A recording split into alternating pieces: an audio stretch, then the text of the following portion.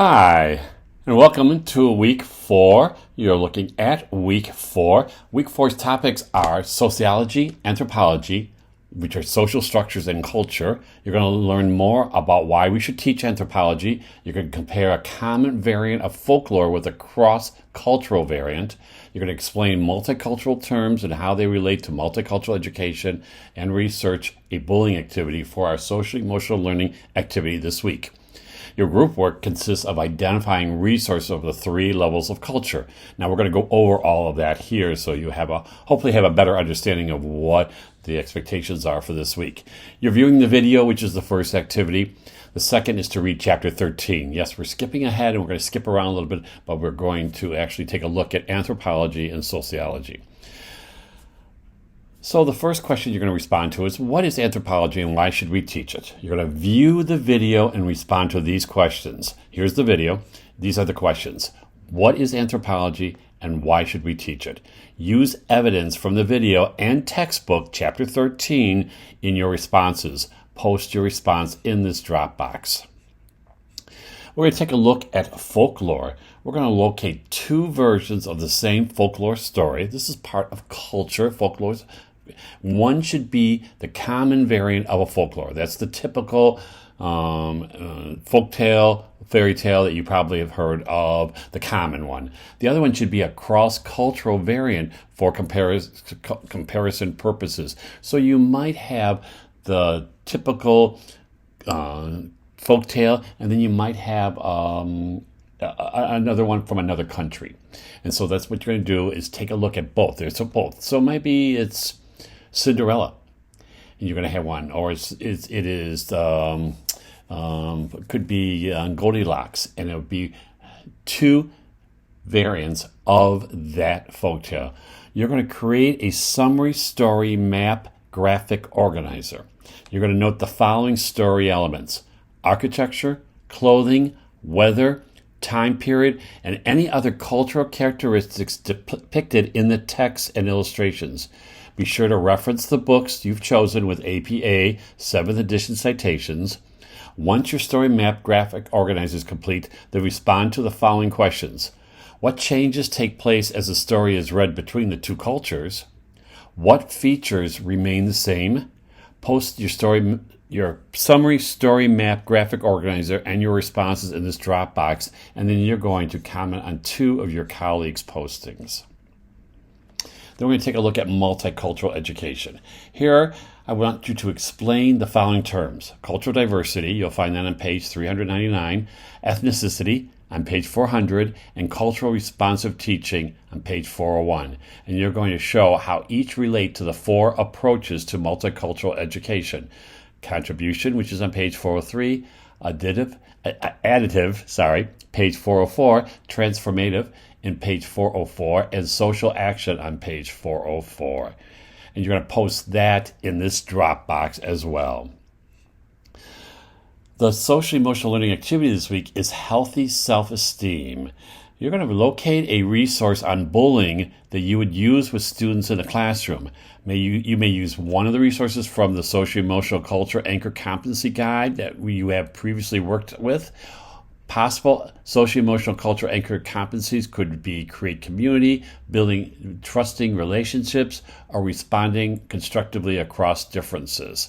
I have put the guide here. You do not need to use this guide, but you're more than welcome to come up with some ideas on a resource on bullying. As we know, we have no tolerance for bullying. Bullying should never, ever, ever occur in your classroom. It should not occur in recess or out in the lunchroom, anywhere, even if you're not involved. If you hear or see, witness, or through the grapevine hear about somebody who is a bully, then you as the teacher need to stop that immediately. And if you have to bring in parents, if you have to have conference with the child, if you have to make changes somehow, then you do need to do that, because we accept way too much bullying and we turn our head to it, and we can't. So this is an example of a resource on bullying.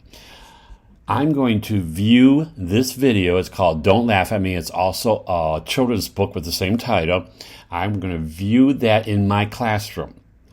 And then I have an activity after the students watch this video. I'm going to ask some questions after viewing the video and the book. I have the book with me.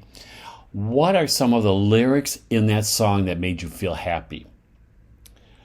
What are some of the lyrics that might have made you feel sad?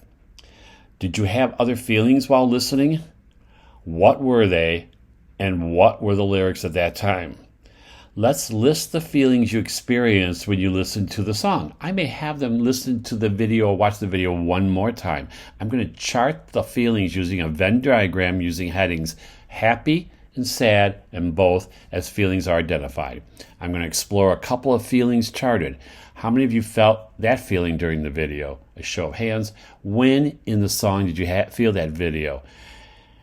And I would leave that chart up so they could be thinking about, because unless you watch the video, this is a book or a song about bullying and about children who may not have good self-esteem.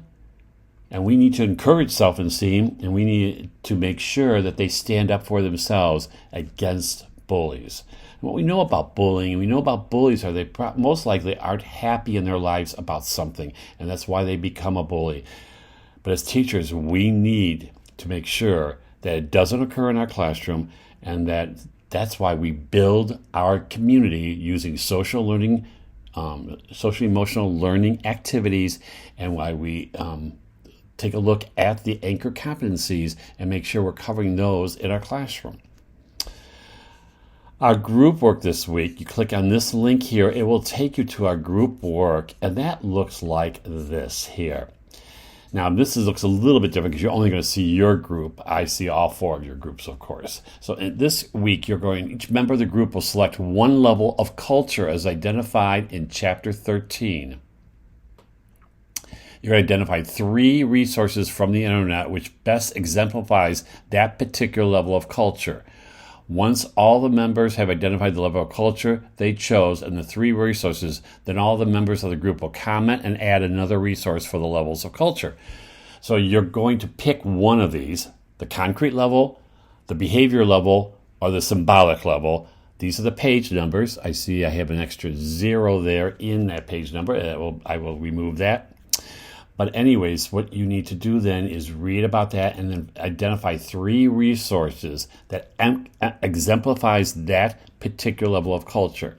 Now, in your group, you will probably have 4 members. So the 4th member should join another member to assist in locating resources, and between the 2 members should post 5 resources for the level of culture chosen. So if you're working alone in your group, you're going to post 3 resources that exemplifies that particular level you picked of culture. If you have 2 of you working together, you're going to choose 5 resources between. And then you're to review the other 2 levels that you did not participate in and see if you could find another resource that would be at that level. That's the group work this week. I'm going to go back to the module because there are some reminders here. You're going to submit your cultural learning experience in the cultural learning experience Dropbox by the end of this week. This is the link for that if you do need that.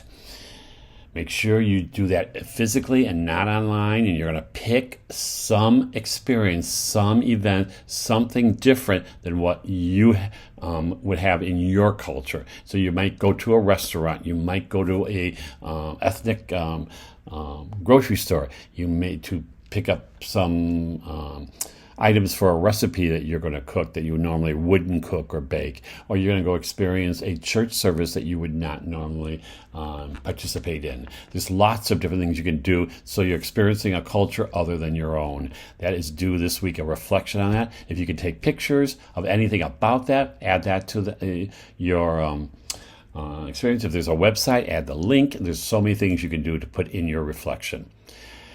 In week 5, the integrated lesson plan is due, and this is the description and the Dropbox for that as well.